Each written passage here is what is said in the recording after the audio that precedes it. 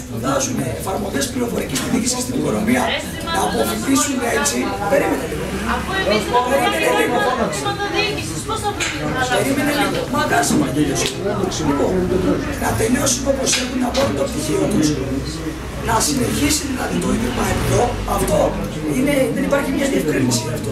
Να συνεχίσει το ίδρυμα εδώ, απλά όχι σαν εδώ, σαν διοίκηση επιχειρήσεων και οργανισμών συστημάτων, σαν οικονομικό κομμάτι. Όσοι είμαστε όμως τώρα εδώ αυτή τη στιγμή, νομίζω ότι το σωστό είναι και δεν έχει διευκρινιστεί, ότι μάλλον έτσι πρέπει να γίνει, να παραμείνουν και να σπουδάσουν έτσι να τελειώσουν. Και οι επόμενοι... Να διευκρινίσω να πω μια κάτι. Και πριν 30 μέρες είχε βγει ακριβώς, άμα κοιτάξουμε τα άρθρα, το ίδιο τμήμα. Το ίδιο πράγμα λέγανε. Να περιμένουμε την επίσημη ανακοίνωση. Παιδιά, εγώ σας είπα κάτι. Αν βγει, πάντως να ξέρετε κάτι, εγώ, όχι επειδή το λένε, αν αύριο βγει ο κ. Αρμανιτόπουλος, μάλλον κάτι τέτοιο θα πει. Δηλαδή, με την έννοια ότι. Ναι, αλλά το πιστεύουμε ή όχι. Εγώ ελπίζω, εγώ είμαι σύμφωνος, εγώ. Σαν Στέφανος, έτσι, δεν θέλω να αλλάξει. Τελειώνω το καλοκαίρι, θα πάει οικονομικά από εκεί και σου.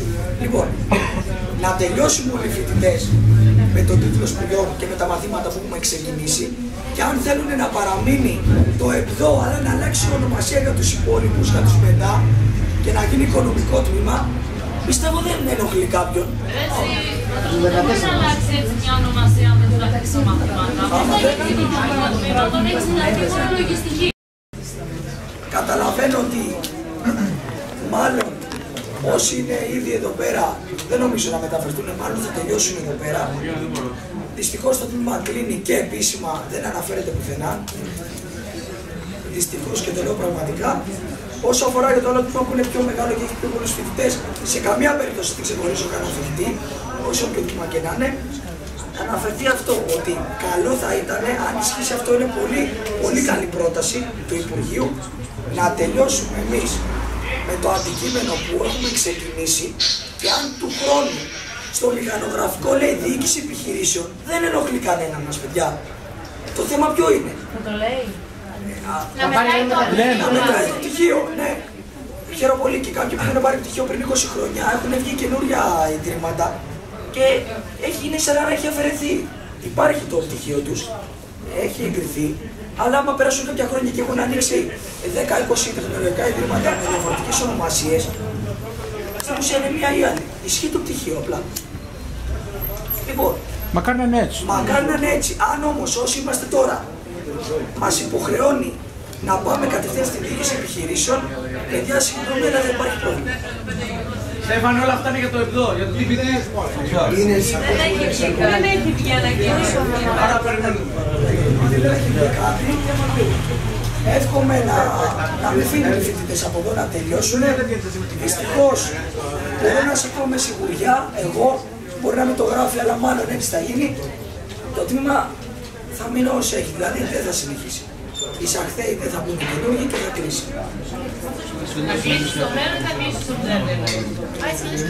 Θα κλείσει το μέλλον, αλλά δεν θα μπουν. Το ότι δεν θα μπουν αυτό θα τελειώσουν να Μα δεν μας συμφέρει αποκλειστικά, δηλαδή να έρθει ένα καινούργιο τμήμα, να αλλάξει μετανομασία. Δεν μας νοιάζει. Αρκεί εμείς που θέλουμε να ασχοληθούμε με πληροφορική, και κάποιοι τελειώνουν, να πάρουν το πτυχίο τους να ισχύει, και αν του χρόνου κάποιο παιδί δει στο μηχανογραφικό διοίκηση επιχειρήσεων με αυτούς τους κλάδους, ας έρθει να σπουδάσει στην Λευκάδα. Εμάς δεν μας ενδιαφέρει αυτό το πράγμα. Καθόλου. Όχι όμως κάποιοι που ξεκινήσαν ήδη ή κάποιοι που τελειώνουν να θανατωθούν. Αυτό είναι το πρόβλημα. Το ερωτηματικό. Περιμένουμε μέχρι αύριο. Σας παρακαλώ πάρα πολύ να συνεχίσουμε μέχρι την ώρα που πάμε μια η ώρα εδώ όλοι μαζί. Ξέρω είστε κουρασμένοι, δεν πειράζει, θα το παλέψουμε όλοι μαζί εδώ πέρα, και το βράδυ να ξέρετε κάτι, είναι το πιο κρίσιμο βράδυ που αφορά το μέλλον μας, και σας παρακαλώ πάρα πολύ, από σεβασμό και μόνο, θα ήθελα όλο το βράδυ, στην ανάγκη να κοιμηθούμε όλοι εκεί. Όλο το βράδυ να παραμείνουμε στο ίδρυμα μέχρι τις πρώτες πρωινές ώρες που θα βγει η επίσημη απάντηση. Στις 12 βγαίνει πάντα Αυτό εγώ προτείνω. Θέλετε στις 4 το πρωί, θέλετε στις 5, όλο το βράδυ να είμαστε όλοι μαζί.